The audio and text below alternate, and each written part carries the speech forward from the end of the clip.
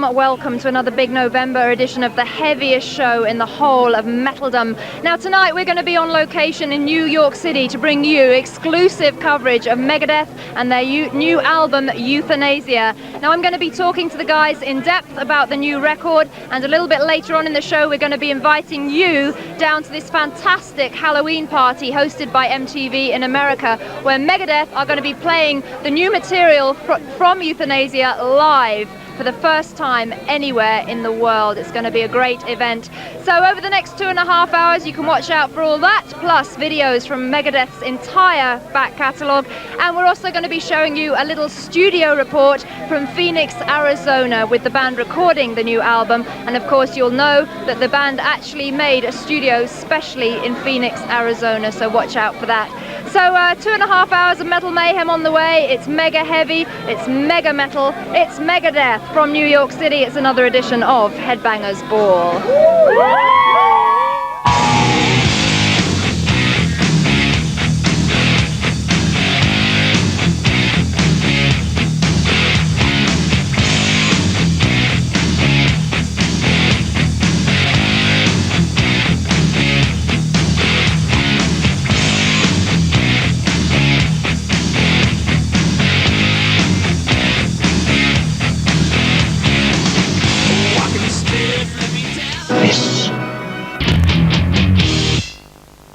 That was Megadeth getting tonight's edition of Headbangers Ball underway in fine style with Angry Again, the track the band contributed to the last action hero movie soundtrack.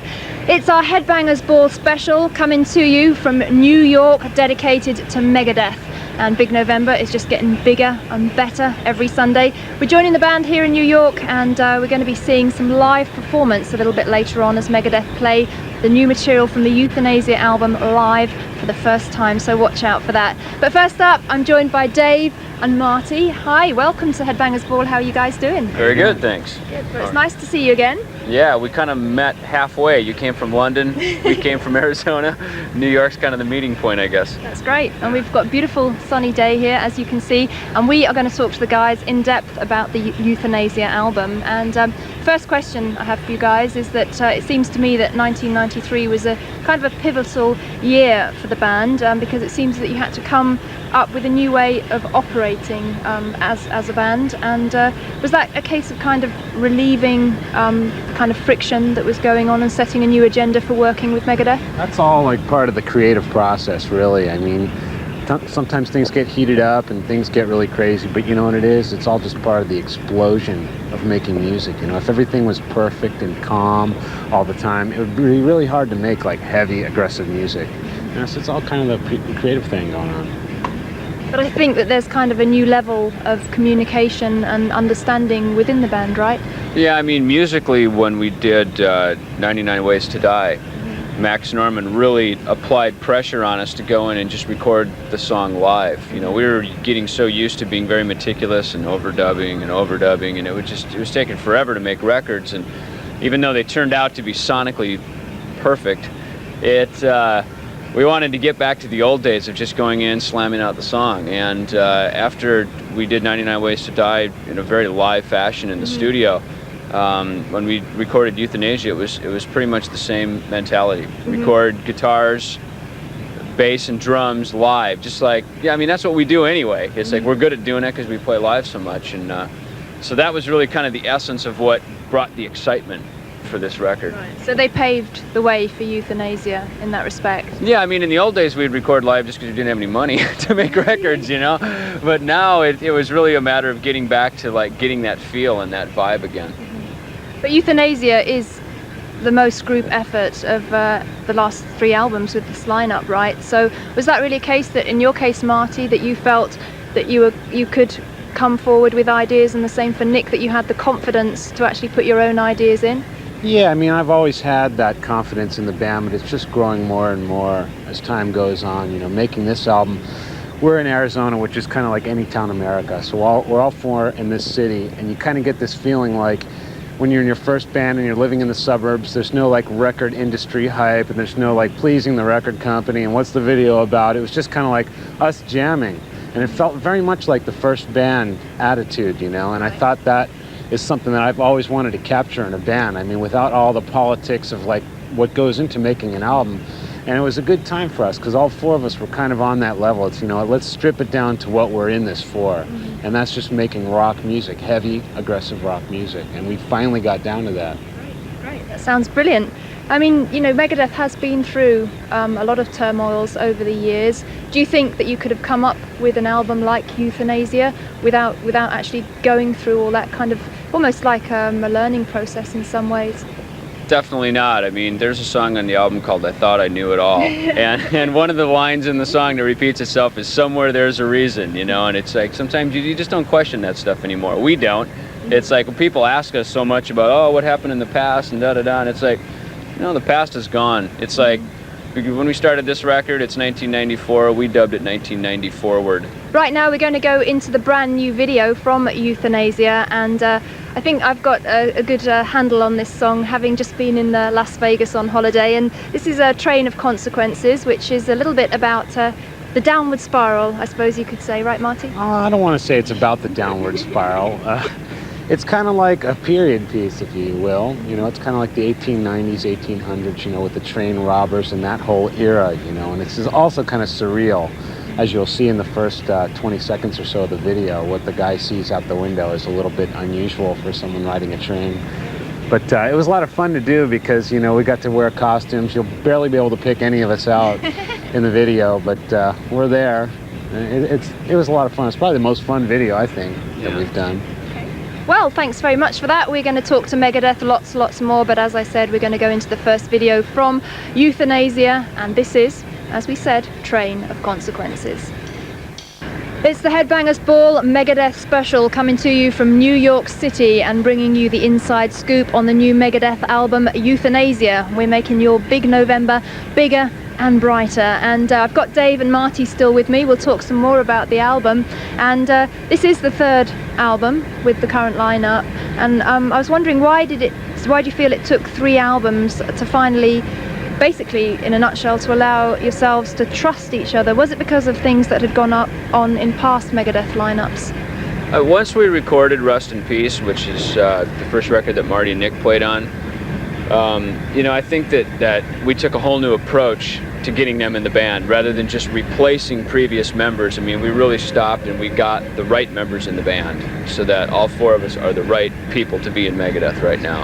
And over the last, you know, the 3 records that we've made together, it's really been just a matter of building confidence. You know, everybody being able to like put their ideas in and everybody be heard, and I don't know, it seems really comfortable right now. It seems to me like this has always been the lineup, actually, but because we've been together now for quite a while. And what's your perspective on that, Marty? I mean, obviously you're no longer the new guy, but you know, what's your perspective? Did you feel... I'm no longer the new guy, I'm still the new guy.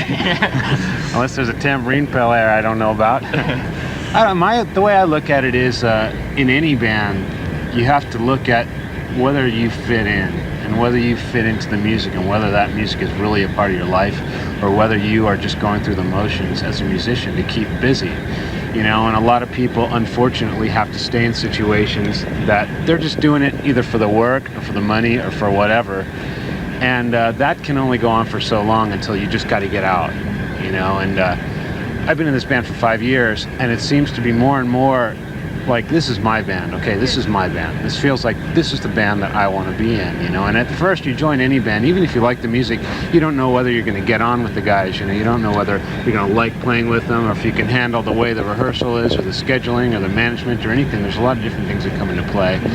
And a lot of the problems that have happened with the band have not really been with the members. It's been with the outside forces that, you know, as soon as we cleaned out a lot of the things on the outside of our band, we realized that, you know what, we're buds too. We can hang out and we can play music and we enjoy it, you know. And after about 2 years of anything, you start to really question those things. And I've been in the band 5 years, and it just gets better and better.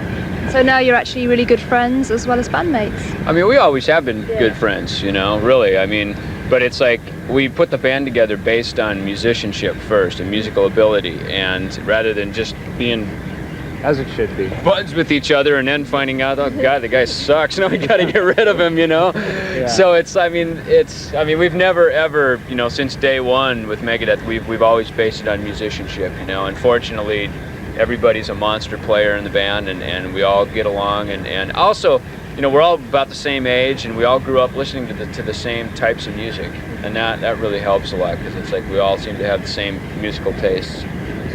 I mean, for your part, Dave, you've stood firm with Dave Mustaine for many years as a very good friend and band colleague as well. Do you think it was difficult for him to relinquish, I suppose you could say, control and allow everybody to contribute ideas? Yeah, I think so. I mean, it's like I've really seen Dave let go of a lot of that control, you know, and as a result, I see him being a lot happier. But, you know, I don't think he was able to do so until he really felt that there were other competent band members, you know. And it's really just about all of us sharing the vision, you know. I mean, that's one thing that Dave has, is just the guy's got such a great vision of where Megadeth is supposed to go. And, you know, that's something that a lot of bands don't have. You know, Dave gets a lot of flack for the things that he says and all the you know, the things that he says and does in the media, but at the end of the day, I mean, the guy writes great songs, he's a good producer, and it's like he's got the vision for the band. So taking into account this kind of new level of cooperation and so on within the band, how did the actual songwriting and pre-production process work for Euthanasia? It was kind of just a jam, you know. We never thought of ourselves as like kind of a jamming session band, you know. We like to get to work, get it on, get it done. But this time we kind of just had more fun. We were all four playing at the same time all the time, you know. We listened to everybody's singular riffs first, and then when we chucked all that out, we just said, let's just jam and see what happens, you know. A lot of times Dave would come up with a riff, and then I would play something to that, and then he would play a bass part, and then Nick would come in with a beat, and then we'd change things around a little bit, and then it would just all come from one small riff. There was no like complete songs that started at the beginning and they were already done. Everything was just one little riff that turned into something bigger and bigger and kind of snowballing, you know. And it's more gratifying because everybody was kind of doing their own parts, you know. Dave might have started the riff, or anybody could have started the riff, and then all the other guys would kind of put their own personal stamp on it. And that's what made it gratifying, because this time it wasn't about what can I get out of it, or can I get my riff in there, or there's not enough of my riffs or his riffs in there. It was all about, let's see what the riff is and let's add my own thing to it. And then everybody will do that with my riffs and his riffs likewise. So it was just really relaxed. It felt like your first band in high school, you know, and you're just jamming around. And some days nothing would come out, you know. And those days you just eat lunch and go home. But it's very natural. Well, that sounds a very good way of working. And of course the guys built their own studio in Phoenix, and we're going to talk about that a little bit later on. But up next on this Megadeth special, we're going to show you a little report of the making of the Euthanasia album. We'll take you into the studio with Megadeth right now.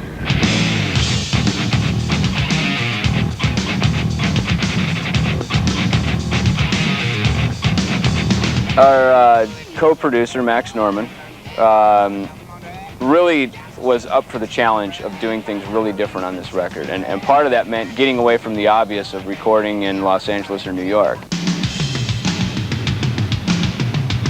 It was a very cost-effective move for us to come here, build a studio in the warehouse, have our own controlled environment, and worked out real well. I think because of where we're at, you know, with the relationship between all the band members right now, that it's definitely the best record we've done. Everyone has really, you know, improved a considerable amount. This album to me is heavier than our last album, I think. It's very crushing, and we took the attitude to go in and make songs. It wasn't about how good our parts were going to be or if we were playing enough. The music hasn't changed. The lyrical content has. The music's got the same kind of aggression that it had before. It's just we're playing different notes.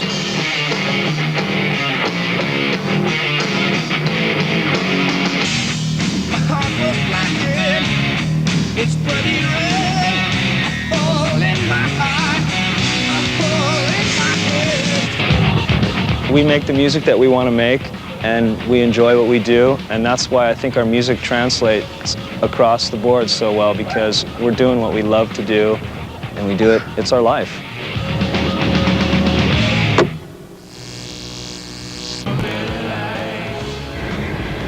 Well, a little bit later on tonight we're going to be talking to Dave Mustaine and Nick Menza from Megadeth to get their perspective on the Euthanasia album.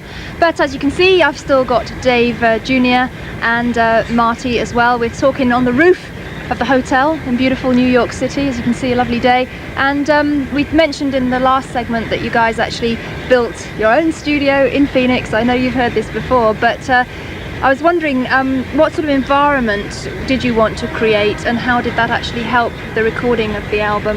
Well, I talked earlier, about how Max had really applied some pressure to us to record in a different fashion, recording live. And when at the end of 1993, when we started talking about the making of this new record here, Euthanasia, Dave and I were living in Phoenix at the time. Marty was considering moving out there, and we were faced with the problem of trying to either record in Phoenix or flying all the way to LA every week to try to make this record, and Max was like, we've already done that. We've already recorded in the studios in LA. We've done the pre-production, we've written songs in the studio, we've done just about everything you can in a already pre-built studio. And so the first idea was to lease a house in Scottsdale or Carefree, one of the cities around there, and every time we tried to do that, nobody wanted Megadeth over at their house, so we had to scrap that idea. Your reputation preceded you. Hey, But so anyway, when it finally came down to it, we leased a warehouse that's down in actually downtown Phoenix, and on the computer, Max constructed a studio and then hired a crew to come out and build it. Crew that came out from Los Angeles and built the studio, and the thing was built to be destroyed. Right. It was built so that we could record this one record, take it apart, move it back to LA, and it's where now Max is going to set it up and have his own studio. And the good thing about it was a win-win situation for everybody. We got to record in hometown Phoenix and go home at the end of the day, and now that the record's done, Max gets a studio out of the deal. So it was really cool. And I think we all had some question as to whether it was going to work, but there were definitely competent people involved in making it happen. And of course, it was your own studio, so you didn't have to worry about other bands being in there and so on. Yeah, there were no rap bands smoking pot in our lounge or anything like that. Yeah, it was like everybody in there, it's either the band or the crew, so it's like there's not a bunch of record execs coming in trying to be cool and pose, and there wasn't like other bands trying to like chat us up and stuff and ask us how it's going, and there weren't like producers walking in on my guitar tracks or anything like that like last time. All these things have happened before, that's why you're saying exactly. that. So you've learned a lesson and decided to put it We right. get so bothered in there, we really get into what we're doing, and if the slightest thing distracts us, we're like off to the races. We'll like get on a whole nother track. This time we became really prolific. We recorded 19 songs during the course of these sessions, where as Countdown, I think we got 11 done and 2 extras that were finished during the sessions or half finished or something. This time we just kept coming out with songs and they kept getting done. So I don't know what it was, Arizona, the heat, the desert, or just the hellishness, but we just handled it. But also to see the actual studio being built and, to see it coming on day by day and everything, that must have been quite an exciting adding to the vibe of the recording as well. Yeah, because we were over in a different studio in a different part of Phoenix just rehearsing and writing, and then we'd go over once every couple of weeks to where the actual recording studio was being built, and one day, we'd walk in, it's just a pile of lumber. Then it's like some rafters and sticks put up, and next thing you know, it's like they're moving the console, and it was like, wow, this is really happening, it was pretty cool. We documented it on a home video. Yeah, I was going to say it'd be a good subject for that. Yeah, very interesting. Yeah, we're just trying to finish that up right now in between this, that, and every other thing, so we can try to get that out here sometime shortly. Okay, well, we'll look out for that, but right now on Headbangers Ball we have to go into our first short break, and let me tell you that after the break we're going to be hooking up with Dave Mustaine and Nick Menza to have a chat with them about the Euthanasia album, and of course we will be seeing Dave and Marty a little bit later on when we get down to the party where Megadeth are going to be playing the new material live for the first time, so you're going to be seeing some exclusive live performance from Megadeth a little bit later on. But right now, as I said, we'll take that first short break. We'll be back with more about Euthanasia right after these messages.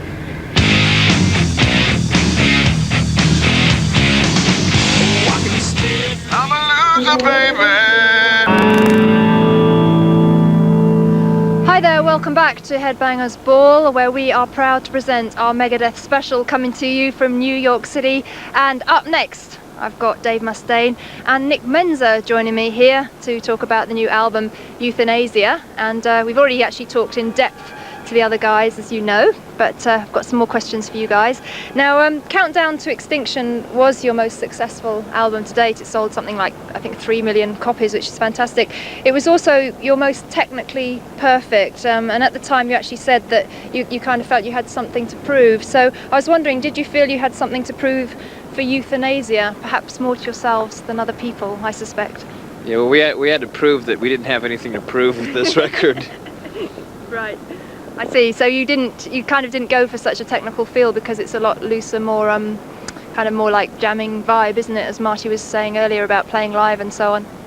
Yeah, this album we went in and we basically recorded live, and the feel on this album's much different than our past records, whereas we tracked everything individually. This one we went in and really had the band vibe happening, and it was a lot of fun. Because we have talked about this, I suppose you could say, new spirit of communication and understanding with Megadeth a little earlier in the show. Do you think that made you a lot more open-minded to ideas that you wouldn't have considered were Megadeth before now? What spirit? this kind of new group effort. You know, that's all part of the creative process. You kind of have to go through that stuff, and I mean, all those personal victories, they influence the music. You know, if you don't have these ups and downs, you know, I mean, you're not qualified to be able to say you've been on both sides of the fence, you know. But you have introduced some new ideas that you haven't used before, right? Like what? Well, there's some different instrumentation on the song "À tout le monde." You've actually sung in French and so on. Oh yeah, right. Yeah, we've tried some different things that we used to feel that we were kind of restricted based on the metal mentality, and I believe the metal mentality, or is that what you said? Yeah, the metal mentality, and what that was restrictions of, you know, if you do something that you feel in your heart is right, that maybe some people out in the audience that are homophobes might think that you're getting a little gay, and I think that what we did was we realized that, you know, it doesn't matter what other people think, it matters what we think. So you've made this record very much for yourselves? Well, we've made them all for ourselves, but we had a little bit of some personal awareness and some revelation in realizing that, you know, we don't have to answer to anybody. Thanks to the support from our fans, you know, worldwide, they've given us the power to be able to do what we want, you know, which is really important, because if you're playing music and nobody believes in you, then, you know, you end up doing all this soul searching and everything is fruitless. I'd also like to talk a little bit about Max Norman's role on Euthanasia, because for Countdown to Extinction he actually just took the tapes, I think, and kind of mixed them, but this time he was involved right from the beginning in the whole process. Is that right? No, with Rust in Peace he took the tapes and mixed them. Countdown to Extinction he produced from beginning to end, and this one it was pretty much not only produced from beginning to end, but also the pre-production stage of helping us create the songs, which was very important. And also helping you build the studio to the right environment as well.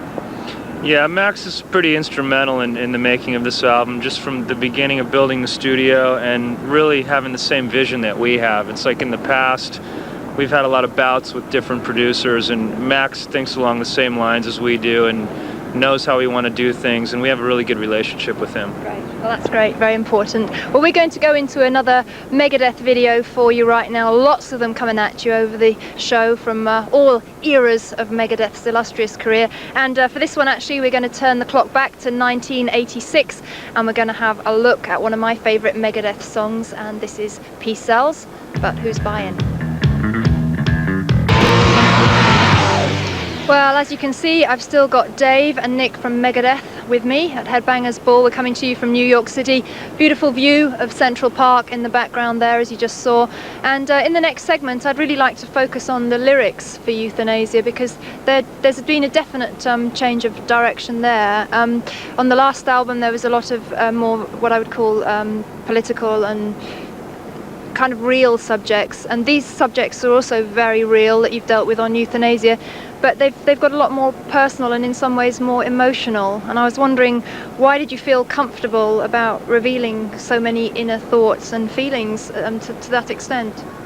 I think that the true purpose for anyone that has genuine concern about their listeners is to be honest with them. And a lot of the things that I go through are very helpful for our audience to see that they're not the only one that confront these issues or problems. And I believe that we've always been forthright with the things that we sing about, and all human awareness from some point comes from some political victory, whether it's actually governmental or emotional.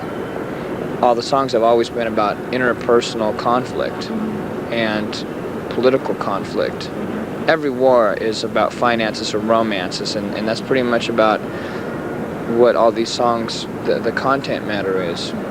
So is it one of the most satisfying aspects of Megadeth for you personally that people come back to you and say, I listened to this song and it made me feel in a certain way or really related to me in a certain way? I mean, a good example is In My Darkest Hour. A lot of people have got a lot of comfort from that song, and we'll be seeing the video a bit later on. I believe that when people come to us and they say that is the most gratifying thing that we can hear. People say, what is the best thing that a fan's ever done for me? And that's listen to our music. And what's the best thing I've ever done for our fans is play our music. You know, it's a lot of give and take. We wouldn't be able to do this unless we knew that we had their belief and support. I mean, otherwise we would just be playing guitar on the porch. You know? We wouldn't be traveling around the world and bringing pleasure to all these millions of people. Well, it's great that you've still got that attitude and feeling this far down the line, because I have a suspicion that some bands actually lose sight of that along the way. They can forget, yes. When you forget that this is all a gift, it becomes a burden, and that's when a lot of people tend to give up, or they just forget how important that one-on-one relationship is with the audience. And the audience is not a large number. It's one-on-one. It's mano-a-mano. Absolutely. Now, you've dealt with some very difficult subjects, like Family Tree is about child abuse, A Tout le Monde is about, in some ways, preparing for your own death.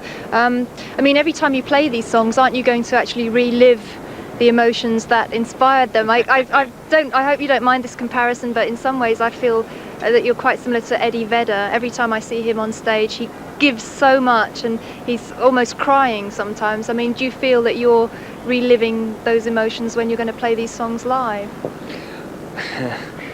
I don't know how to answer that, Vanessa. Is that a difficult question? Does it make sense? Well, comparing me to Eddie Vedder is the most horrible thing I've ever heard.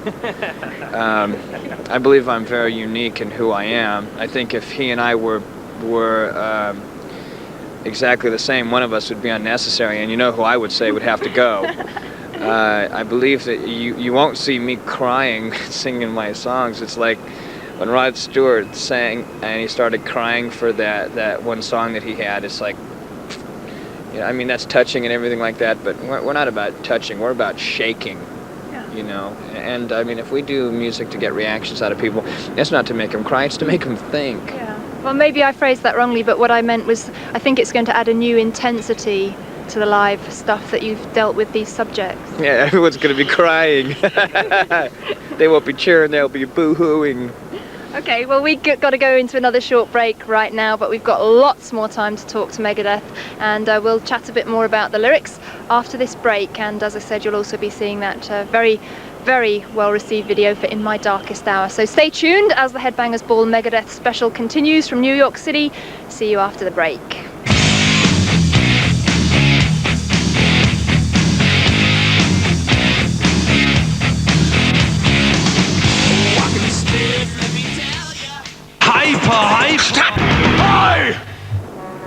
Hi there, you're back with the Headbangers Ball, coming to you from New York City, where we are proudly presenting our Megadeth special, bringing you all the insider information on the new Euthanasia album. As you can see, Nick and Dave are still here to answer my incisive, probing questions here. Now, I understand that you had something like 17 or 19 songs written for this album, and I was wondering how you went about deciding which tracks would actually end up on the album. We took numbers into a hat and we drew numbers out and tagged them along to the song titles and went, there they are. Well, I feel it's a little bit more of a democratic process than that somehow. Well, we all had our own numbers. No, what we did was we invited people from our management and from the record company, those who showed up, to come and listen to the material, and the guy's a little horny, isn't he? And we took into consideration, you know, what they felt were the better songs, and as we eliminated, you know, the obvious choices, the ones that were left over, you know, we put towards the end of the project, and we had 7 songs that are B-sides now that just didn't, you know, there was no room for them on the record. Now we could have made a 19-song record, but then we would have had, you know, like Euthanasia 1 and Euthanasia 2, which you know how those things sell. And these extra tracks, I would imagine they're going to turn up as B-sides and on limited edition singles and so on? Yeah, we've got about 6 or 7 B-sides right now. Actually, only about 4 or 5 of them are going to be used, and we might be using a couple other ones for soundtracks for some things that are in the works but haven't been confirmed yet. Okay, so we'll keep an eye out for those. The song for Victory, I'd like to actually touch on now, if I may, with you, Dave, because it's auto. Now, you've told me this before. What exactly is it? It's a discography biography. That's it. A discography biography, which just about sums it up. And if you listen to the song, you'll see there's lots of Megadeth album titles and lyrics and so on in the song. Now, I know a lot of your albums are very autobiographical of where you were in your life at that time, and I would imagine when you listen to them it conjures up sort of memories of those times. But what do you think Euthanasia says about Megadeth in 1994 in that respect? Oh man, that's a hard question to answer. It pretty much sums up where we're at. It talks about, you know, personal awareness and self-opinion, and where we are as individually and collectively as close as we could possibly get without being in each other's skin. You know, it also talks about some of the personal combat that we've had to go through growing up. You know, and like with Family Tree, for example, that song's about incest. It's a song that I was never incested, but I know people who have been, and it talks about things that have been begging to be written about. Yeah. You know, it's quite difficult to confront those kind of subjects, isn't it? Because a lot of people aren't very open-minded to deal with them. well, if you have no balls, you can't confront those kind of songs. But I'm pretty sure that people know that I do, and that I will. Good for you. It needs to be done, definitely. We're going into the video actually for In My Darkest Hour, as promised, from So Far, So Good, So What in 1988 album. I was wondering actually, Dave, you know, when you look back and you see this video and you see the old lineup, we had Chuck Beeler and Jeff Young, what do you feel when you watch this video? Can you still relate to it? Yeah. It just reminds me of how things progress. You know, I wouldn't change anything, because all those, it was just like, you know, the seasons that make things grow. You know, that definitely was part of the sowing in order for us to reap the rewards right now. You know, first you got to dig around in the dirt and forage a little bit, and then find the right seeds to plant. And, you know, with hard work, everything will come to its fruition. And I believe that's what's happened for us, you know. Definitely. Megadeth is blossoming with Euthanasia. Well, here we go. We'll turn the clock back just a little bit, as I said, to So Far, So Good, So What. Brilliant album titles Megadeth come up with, don't they? Anyway, this is that great song which I know has provided a lot of comfort for people in their darkest hour. Here we go, Megadeth. This next video, In My Darkest Hour, we filmed.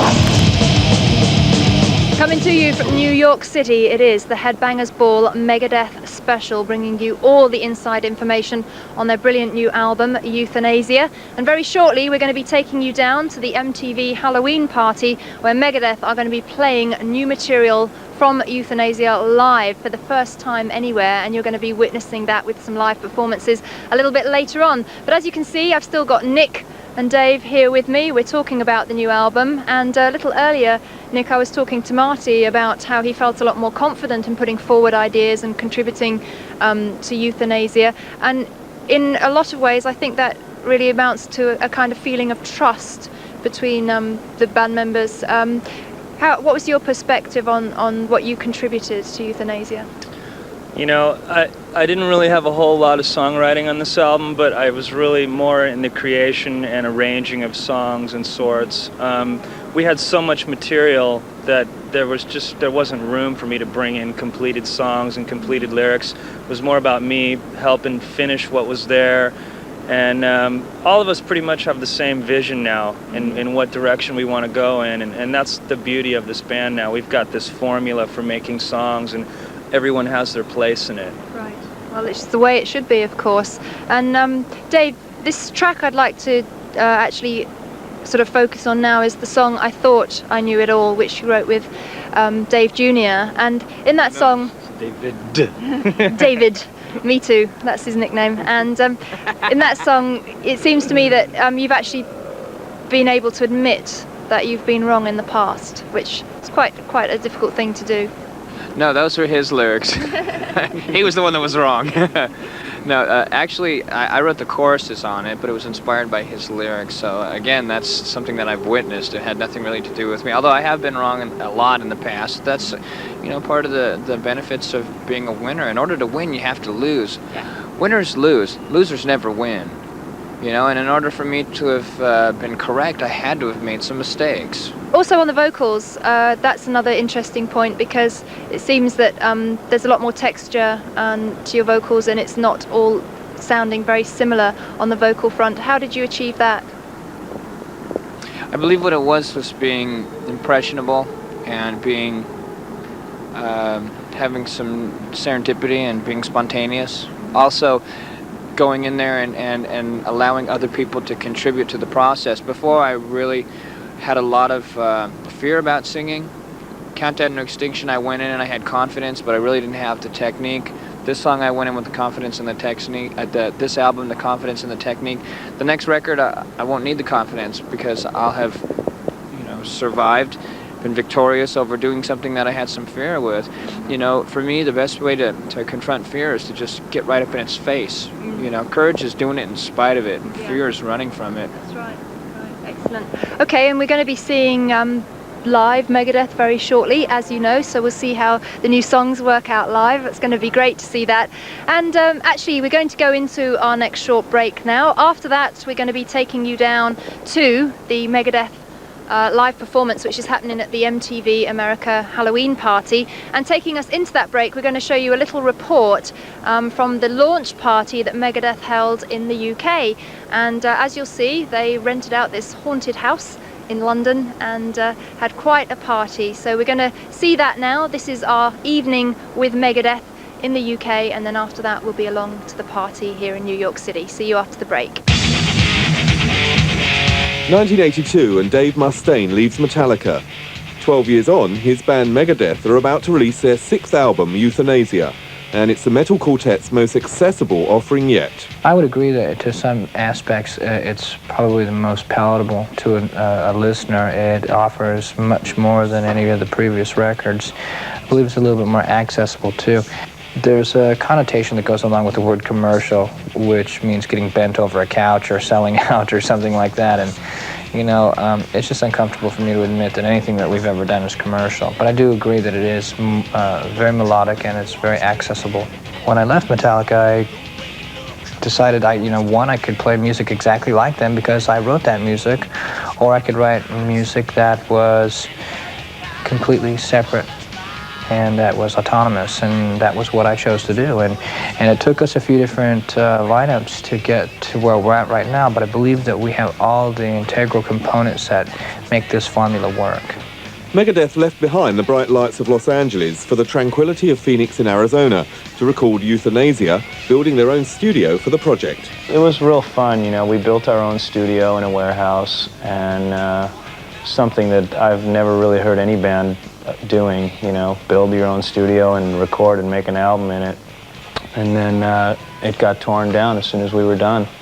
So no one will ever have the chance to record in there. So basically it's just a little point in history for us. Being out there all that time and making this album, it was a definite different experience for recording, much more low pressure environment, no stress. We basically had our own place and we came and went as we pleased, and it was real nice. So nice for Mustaine that he's decided to live out there with his family, effectively escaping the demons of rock and roll, which he had previously succumbed to. Moving to Phoenix was geographic. Without me confronting those things head on, it would have been just a temporary solution to a permanent problem. I'm not a Satanist.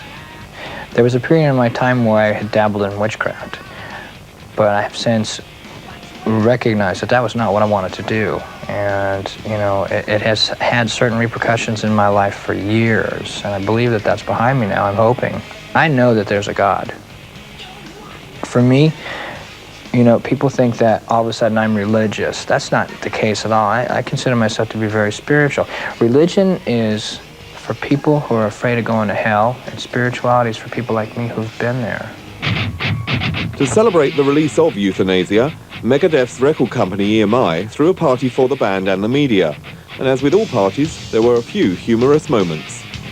Where are we? We're in Twickenham, Middlesex, okay? Is Twickenham English for pulling your pork?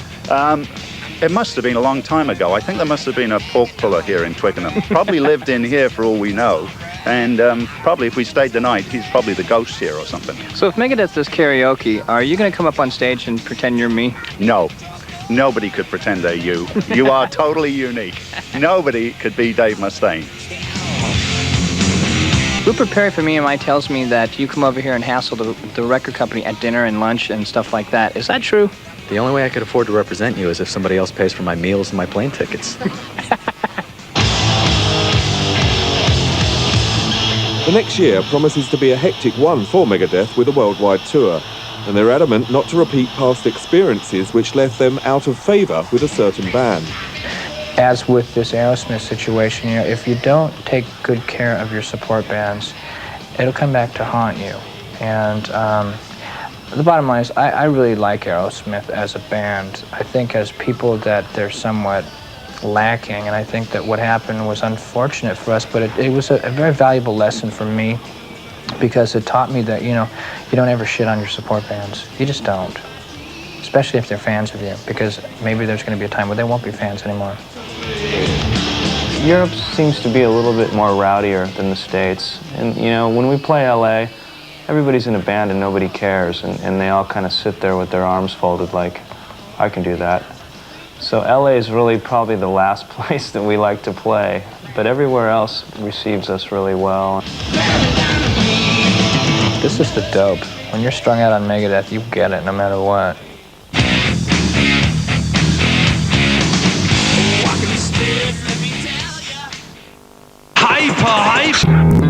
Hi there, welcome back to Headbangers Ball. It is our Megadeth special coming to you from New York City, and right now we've come down to the venue for tonight's gig, and that is the Webster Hall right in the heart of New York, where Megadeth are going to be playing live a little bit later on. A bit of a Halloween theme going on here, and as you can see, I've got Dave with me now, and we're going to talk a little bit more about the album. And my first question to Dave M is, I asked actually Dave Ellefson this a little bit earlier, but I'd like your perspective on it.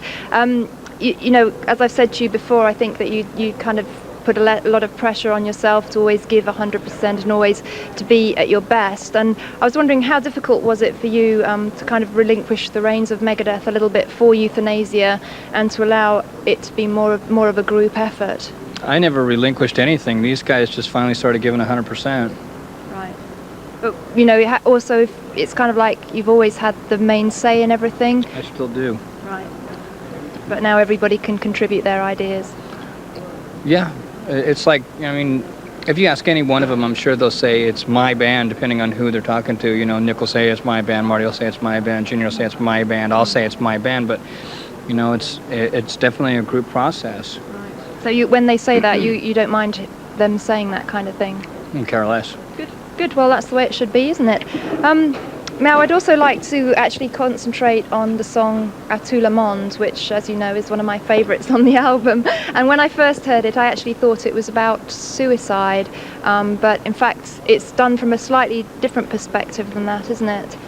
No, it's not about actually killing yourself, but it is about passing on. It's about having an opportunity to come back from the dead and what you would want to say. If you know, when the things are left unsaid when someone dies, it's so obvious to me that you don't ever leave someone in a bad mood. You don't ever hang up on somebody. You don't go to sleep with someone that you're mad at, you know. Because the things that are left unsaid, if you're in a fight with someone and they walk away and you don't settle it, you may never see them again. That's right. And I think with Tout le monde, what it says is that, you know, if I had to say the last thing, and this was what I wanted to say, I would say to the world, to all my friends, I love you all. Now I have to go. I wouldn't want to say, oh, I'm sorry, because I'm not sorry for nothing. I would like to say, you know, that I love you all. So the moral really is to always finish on a good note with somebody rather than a bad note. Right. Yeah. How did you come up with the idea of this French chorus? Who was responsible for that? I think it was Paul and John. Paul and John? Who's McCartney and Lennon with Michel. That's quite an unusual thing, particularly in like a heavy metal song, isn't it? Well, we thought about doing it in Hebrew, but Marty wasn't going to do it. So we thought about doing a couple of different languages, and Spanish was the obvious one outside of French, and the Spanish one just didn't happen. I kept thinking it would be too synonymous with what David Lee Roth did with his solo project, and granted, we both have the same names, but we're definitely totally two different people, and I don't want to do anything like what he does. And we were also going to do Japanese and German, and the German kind of sounded a bit too hard, you know, not difficult, but hard, like kind of abrasive. And the Japanese, there's two different genders, and you know, the last... It's getting complicated. yeah, so the French, you know, I mean, it's like you can't go wrong. No, it's very nice language as well and works well in the song, doesn't it? Yeah. So, I mean, the songs that struck a chord with me are Tout le monde, as I said, and also I really like Addicted to Chaos. Which song on the album kind of has really struck a chord with you, Dave? Probably the last one we just played, Victory. Yeah. Every time, whatever the last one I heard is, it's like, God, I really like that. You know, at our party that we had in London a couple of weeks ago there at the Castle, it was kind of the same thing. It's like all night they'd throw in a new song of ours, you know, and I go, yeah, that really sounds good. And they play Blood of Heroes, and they play Train of Consequences, so it always changes for me. Oh, that's great if that happens, that every time you hear a song you think that's great.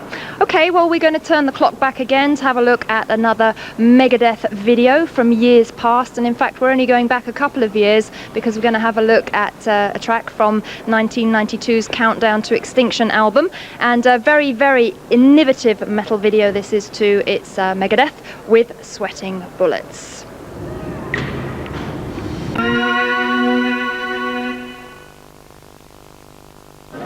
You know by now it's the Headbangers Ball. We're coming to you from New York City, bringing you all the action from Megadeth's first live performance of the new material from Euthanasia. And we are going to be seeing the band live a little bit later on. And I've got Dave and Marty joining me here at the MTV America Halloween party. And you can see all the festivities going on there in the background. It's a really fun party. Now guys, as I said, the first time that you're performing new material live, first time for that, I'm just wondering, you know, what's this concert going to be like for you, because there's going to be cameras there and it's a little bit different from a regular gig. Is it even more nerve-wracking? You know what? American people always look like this, so we're used to that. Right. In fact, we're not really even Dave and Marty. We're just like dressed up like them. It's Halloween. Marty's a lot taller in this. Well, you've got the same lovely hair as Marty. So no, seriously, is this a very nerve-wracking thing for you to be playing the material for the first time? Not really. I mean, we have no idea what it's going to be like. You should ask us in about 2 hours. We'll know, you know, after we do the gig. But, I mean, thank you. Yeah. A lot of people dressed up like Megadeth fans here. Yeah. Lots of T-shirts in the background. Very enthusiastic. How do you think the new material is going to work out in the live environment? Ask them what they think. What do you think of the new album? Killer, man! Killer! No, I mean seriously, expectations of playing it live, is it more complicated than other material? No, actually, you know, we kept in mind as we wrote the music what it was going to sound like live, and it's actually probably the most challenging for us because we haven't played it over and over for the last couple of years. It's going to be very fresh. Yeah, it's exciting tonight. You know, it's like, yeah, okay, we'll like, you know, get through these but it's a good variety of stuff. I mean, there's a lot of older material in there as well, so it's you know, we just started rehearsing just like a week ago, you know, and that was when it was nerve-wracking. When we got on stage yesterday for sound check here, and we sound checked again today, it was like, oh yeah, that's right. We haven't done a gig in a year. This is what it's like. Yeah, so it feels good again. It's great. And of course, Marty, you jammed a lot of material anyway in the songwriting process and in the studio. You played a lot of it very much with the live environment in mind, didn't you? Yeah. Well, the thing is, we always put these high-pressure gigs at the beginning of the tour. I don't know why we do it. I guess it's kind of a raw thing, because, you know, there's going to be some little crazy things happening, maybe mistakes, maybe little imperfections, because we got that edge. We're a little bit nervous, we're a little bit shaky, but you know what, we always do that at the beginning, you know, and it's just something that comes out that it wouldn't happen if we were on tour for 12 months. I don't know what's going to happen tonight. That's what adds to the excitement for me. It is. It's very, very exciting. It's a great vibe down here at the party. Yeah. Now I want to talk about the song The Killing Road, because that is a lot to do about your feelings of being actually out on tour, you know, these lots and lots of dates in a row. That's why we're not playing it tonight, because we're not on tour yet. We'll be able to play it tomorrow night, though. Actually, you know what? That song gets misunderstood a lot. A lot of people think we're really down on the road, and it's not true. We love it. Yeah. It's just those 2 hours that we play on stage that are just great, but it's the other, you know, however many hours in a day, 22, that we're just like, wow, man, what are we doing in the middle of nowhere? But we remember what we're in it for once we get on stage. They're the best 2 hours of the day, because a lot of people think it's very like kind of glamorous and rock and roll being out on the road, but there's a lot of stress as well and a lot of hanging about and so on as well. Call me from Kentucky and ask me how glamorous it is. Well, Cleveland, Ohio, maybe. Oh, they rock Anyway, we're going to talk to the guys some more, but we have to go into another commercial break right now. But let me tell you, we've got something very special coming to you right now from the MTV America Halloween party. We're going to show you for the first time anywhere in the world Megadeth performing new material from their Euthanasia album. This is exclusive to MTV. Check out Megadeth live. I think you're going to enjoy it.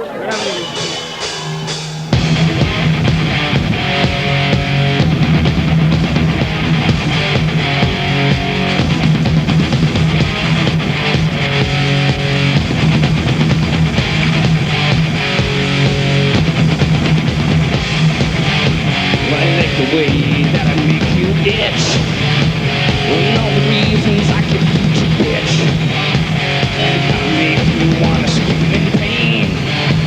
You feel life is just a losing game. I like the way that you let me in, the way you look when the walls cave in. I like the way that your stomach nods, and how you cry for it all that stuff. I like the way that you fool yourself and make believe there's nobody else. I like the way that you stand in line, excavation from the empty sky, empty sky.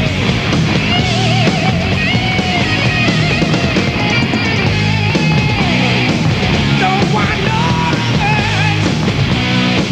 Ain't no payback time. It ain't got nothing even.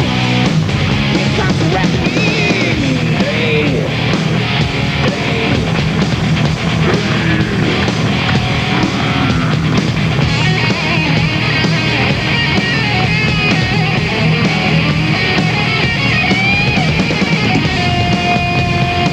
I like things that you try to fake.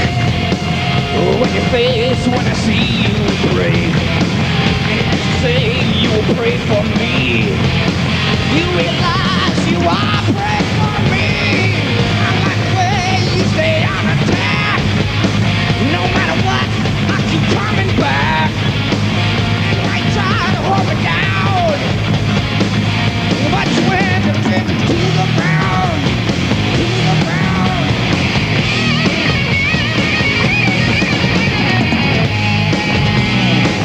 Don't want no revenge. Ain't no payback time. It ain't got nothing even. Here comes a reckoning.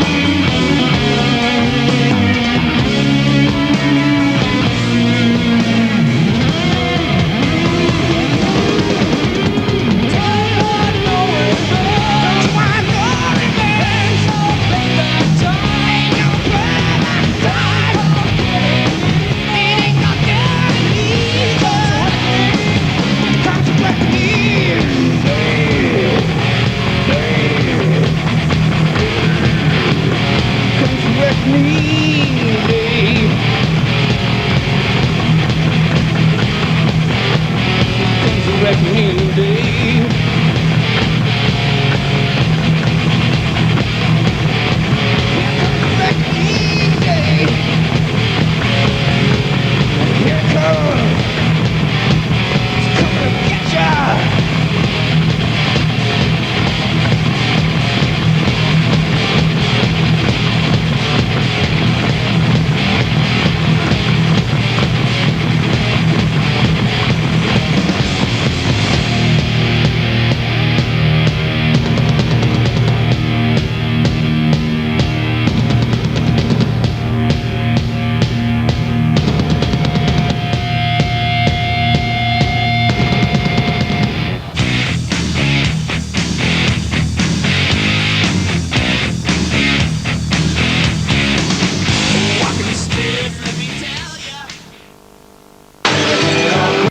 welcome back. You have reached the final part of Headbangers Ball. As you know, we've been coming to you from New York City, talking to Megadeth about the new Euthanasia album, and of course bringing you exclusive live performances. Few more moments to talk now to the guys. I've got David and Marty still with me, and just to finish up with, I've got that all-important question which everybody out there in Europe is going to want to know the answer to, and that is, when can we expect Megadeth to be touring in Europe? Well, it looks like at this point probably early spring of '95, and I can't even say for sure because we're still working on putting that together right now. So that's actually we just found out we're going to be playing at in Berlin. Yes, I wanted to mention that. Right. Okay, you can mention that then. Well, that's at the European Music Awards. Right. That's happening next week for you. And Megadeth are going to be playing live at the, I think it's the Marquee Club in Berlin, as part of the European Music Awards Club Tour. And in fact, in next week's show, which I'm going to tell you a bit more about later on, we are going to be bringing you some coverage of Megadeth and their day at the European Music Awards. So more Megadeth next week. But just to finish off with, any ideas about the staging and production that you're going to be using? Any unusual ideas coming in? Well, it'll be nothing like the stage we're playing on tonight. You know what, we can't really say anything about that because, you know, we're always changing things like that around, and then if we say we're going to do something, by the time we get out to England and do it, it'll be something else. So all I know is it's going to be very different, and we're brainstorming right now about that. Yeah, everything really is in the planning stage. I mean, we've learned not to like go, oh yeah, we're going to do this and we're going to do that, because then unbeknownst to us, things like that seem to always change. So, you know, as far as tour dates, they'll probably be rolling across your screen soon enough. So, yeah. You'll be able to check them out on Headbangers Ball as and when they're available.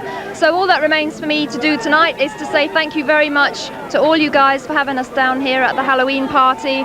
And, you know, it's been a great pleasure for me to talk to you. And I know we're going to hook up again with you in Berlin also, and also on the European tour when it happens. So many thanks to you, and good luck with the new Euthanasia album. I'm very excited about that. I think it's going to do really, really well. So we're going to have to let these guys go now. As I said, many thanks to the band, and you're going to be seeing a lot more of Megadeth on Headbangers Ball and MTV. And we're going to finish tonight with the best way we can, and we're going to show you some more Megadeth live.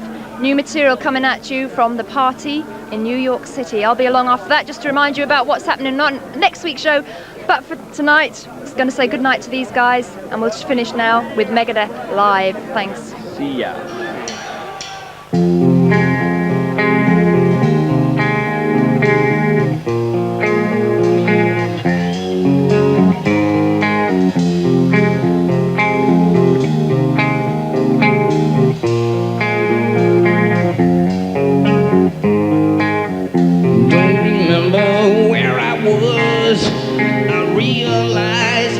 Was a game. More seriously I took things, the harder the rules became. Oh, I had no idea what it cost. My life passed before my eyes. I found out how little I accomplished, all my plans denied.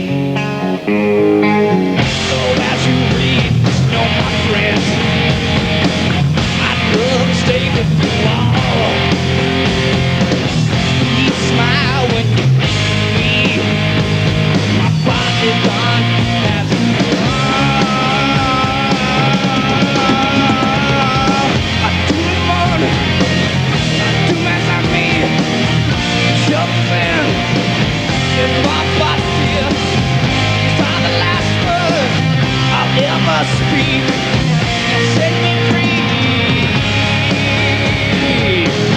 If my heart was still alive, I know it would surely break. And my memories left with you, there's nothing more to say. Moving on, it's a simple thing. What it leaves behind is hard. You know the sleeping till no more pain, and living while I sky. I do the moon, I do as I mean. Till then, it's what but you.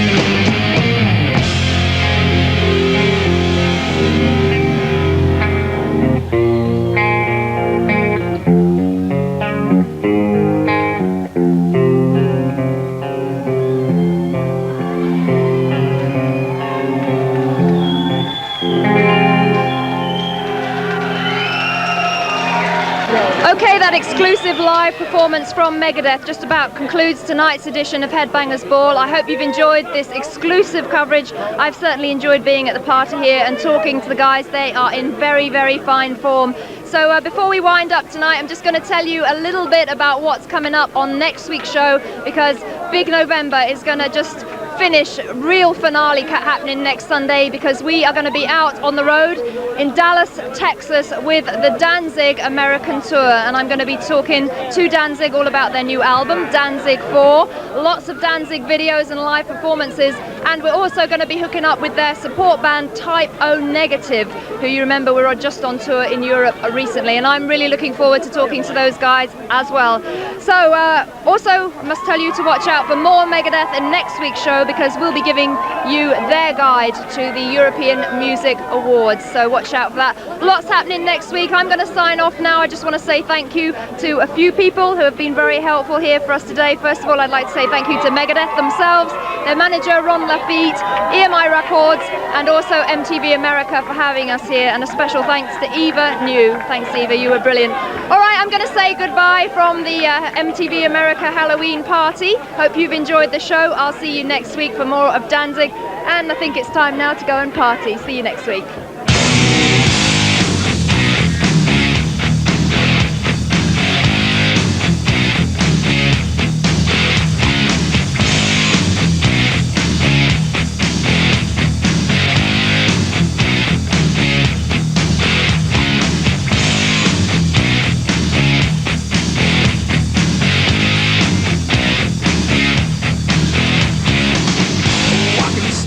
Let me tell ya.